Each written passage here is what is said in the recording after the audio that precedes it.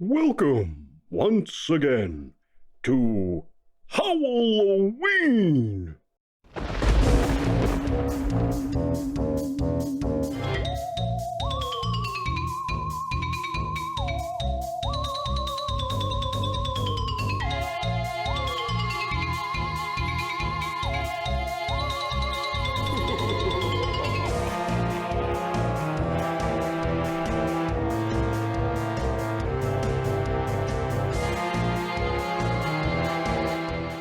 I am Barkey Dog, your host for Howl-O-Ween, where we look at those spooky spooksters, the main monsters, and their movies.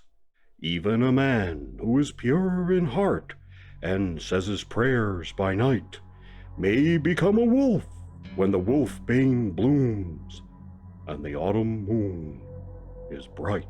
This time we're taking on the Wolfman. That's right. The Wolfman.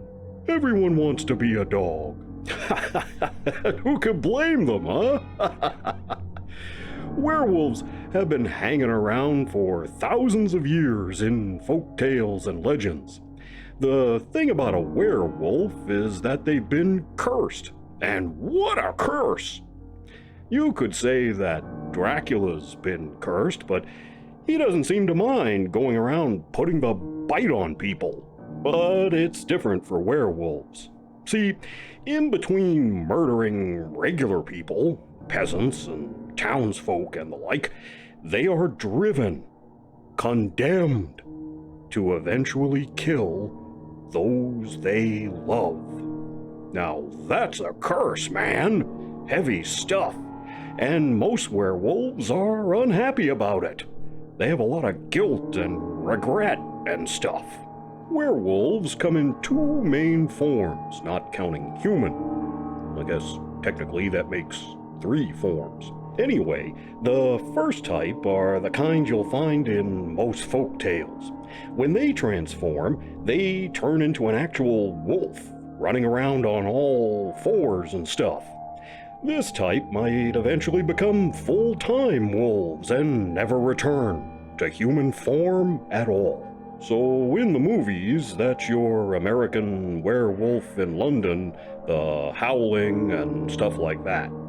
Now, to keep the length of this video reasonable, we're not going to talk about any of them. No, we're going to concentrate on the second type, which is the Wolfman. That's a very different thing. They transform into a monster that still retains human form, but with wolf-like features.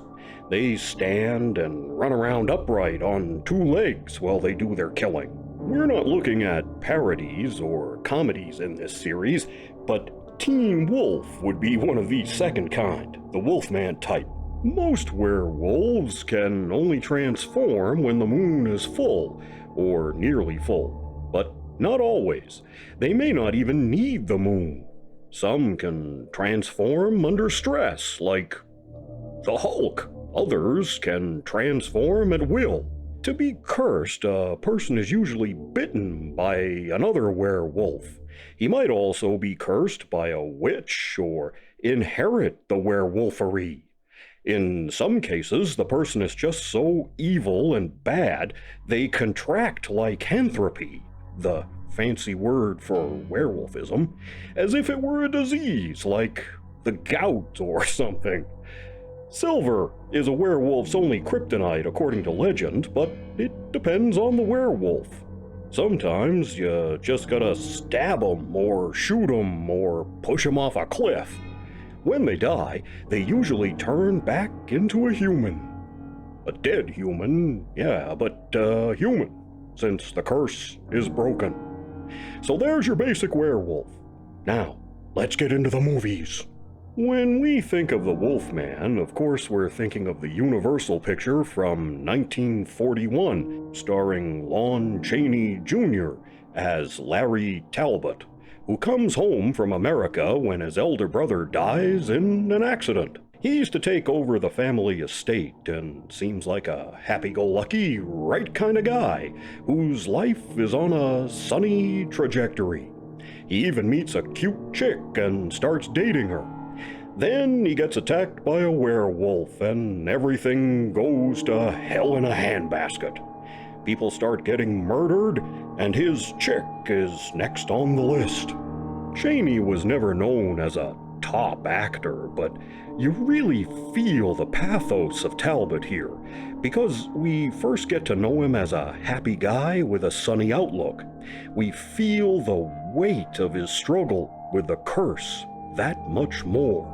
Bela Lugosi plays a gypsy who is the other werewolf, and Maria Ospinskaya plays an old biddy who dispenses gypsy wisdom. Also in the cast is the great Claude Rains as Larry's father. He's marvelous in this, really. Love Claude Rains. Evelyn Ankers, Warren William, Ralph Bellamy, and Patrick Knowles are in this too. Great cast. This movie was made as only Hollywood could make them. Great sets, atmospheric lighting, and fog and everything. Plus the monster makeup by the legendary Jack Pierce. There is one big error in this movie that may not really be an error. When Talbot does battle with the first werewolf, the werewolf is actually in the form of a wolf. Later, Talbot turns into a wolf man. But it may have been that Bela Lugosi was a werewolf longer and had more experience at being a werewolf. Talbot was still kind of new on the job and may not have figured out how to fully transform. Who knows? Great movie anyway. Before this one, Universal tried another werewolf story. 6 years earlier, in 1935, Werewolf of London.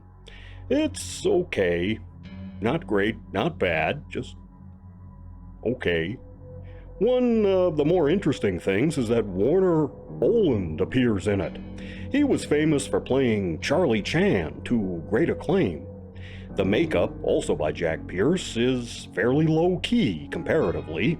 In this one, fluid from a weird flower can temporarily prevent a werewolf from transforming, but the flower is rare and only blooms under moonlight.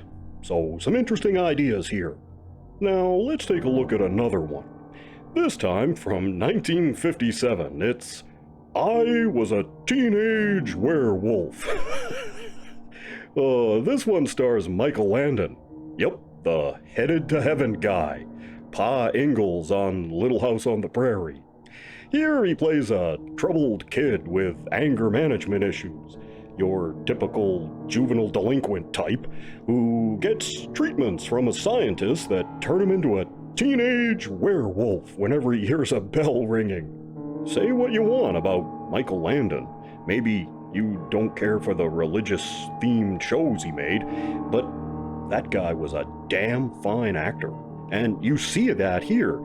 He's got a bit of James Dean going on. He really takes the material seriously and conveys emotion very well. He's great, and much better than a movie like this deserved. We also have Whit Bissell as the scientist. Always a treat to see Whit Bissell. He was one of those character actors like William Shallard. He appeared in everything. He was even in an episode of the original Star Trek, which also has Shallard. It's the classic Trouble with Tribbles episode. Bissell played the station manager.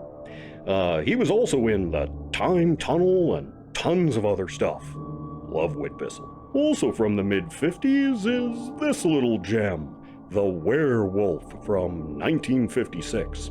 Here, like a teenage werewolf, a guy is turned into a werewolf not by a curse, but by a couple of unscrupulous scientists researching atomic radiation. And he doesn't need the moon, he can transform when stressed out. Great use of location here, and the makeup isn't bad. Interesting little picture that used a low budget very effectively. Well worth a look.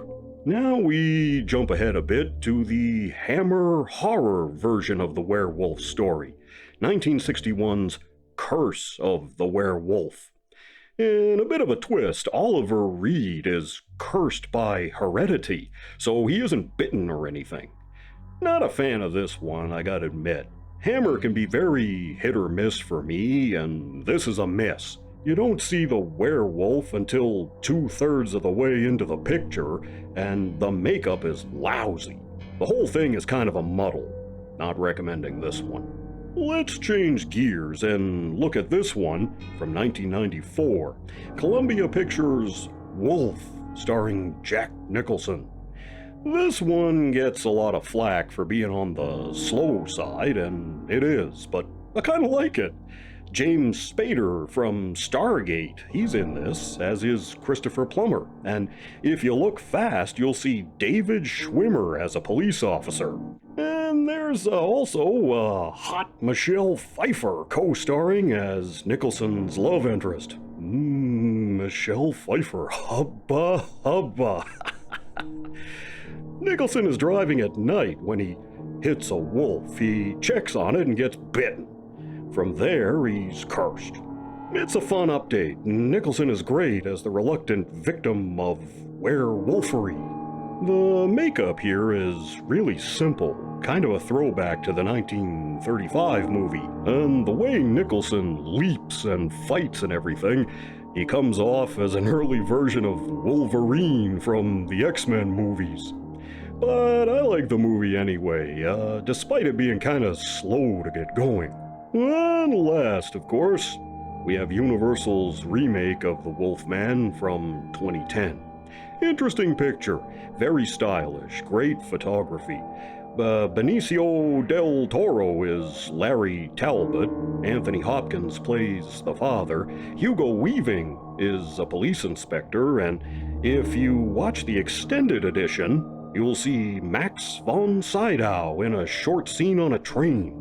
He gives Larry the signature silver-handled walking stick. A lot of behind-the-scenes problems on this one, delaying its release for a few years. CGI is a bit overdone. The werewolf itself moves way too fast, like ridiculously fast. The movie is a little gory for my tastes, but it's not too bad.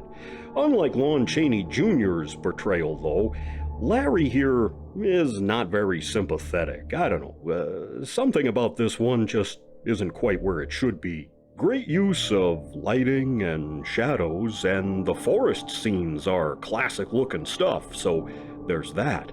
There's some fine acting, too, worth a watch, but again, get the extended cut.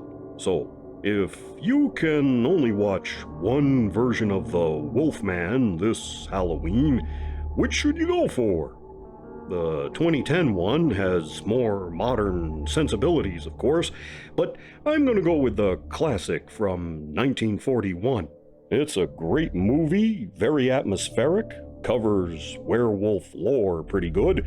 It's got Claude Rains, Bela Lugosi, and a great cast. There's a reason why this one has stood the test of time. So that's my recommendation. Join me next time as Howl-O-Ween continues!